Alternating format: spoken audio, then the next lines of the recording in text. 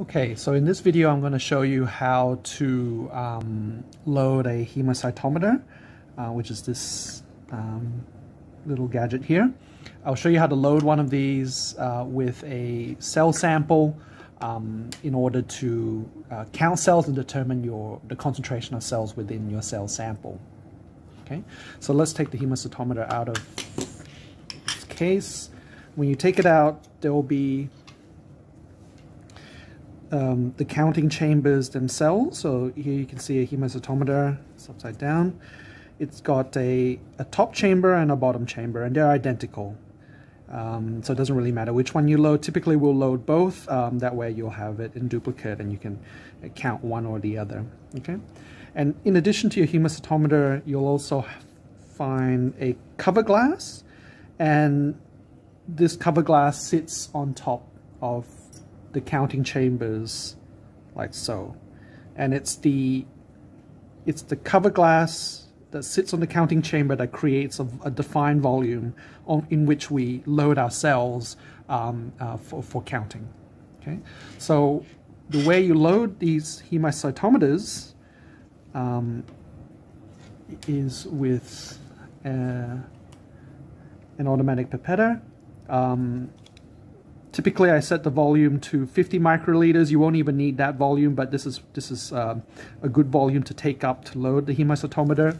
So let's get a tip, and let's say this is your cell sample. When you get your cell sample, before you take the cells out for counting, just give it a little mix to make sure the cell suspension hasn't settled to the bottom, and you've got it evenly mixed to get an accurate count. Okay, so let's take up 50 microliters.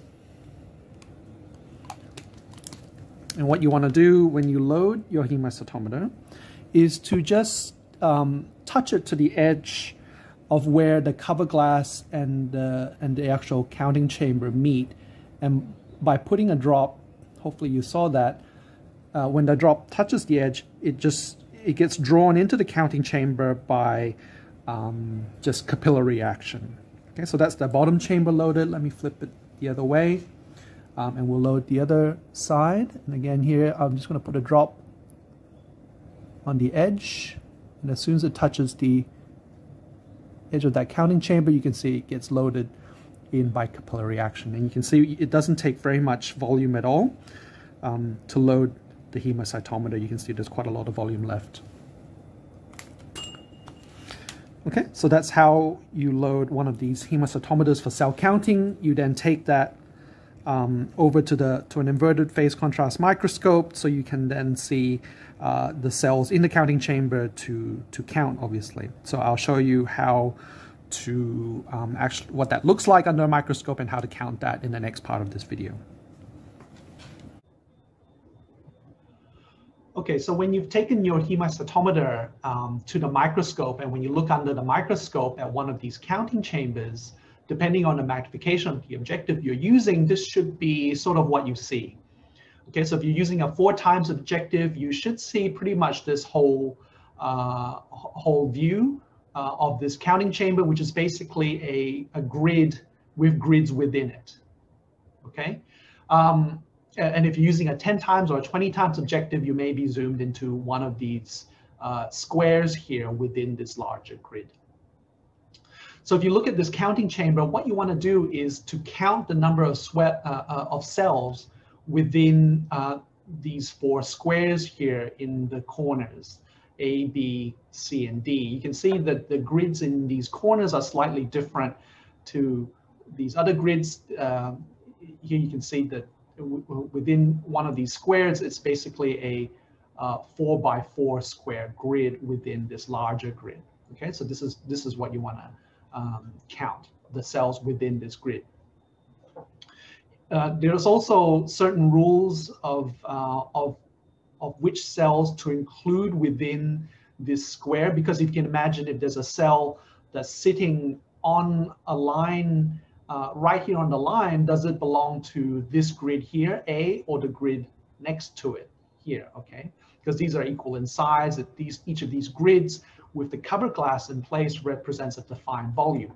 So you want to ensure that a cell is counted once and not double counted, which would give you an inaccurate cell count. So when a cell is sitting on a line here, the rules we use is it depends on whether it's sitting on the line to the left or at the top, in which case those cells belong to this square here, this 4x4 square grid.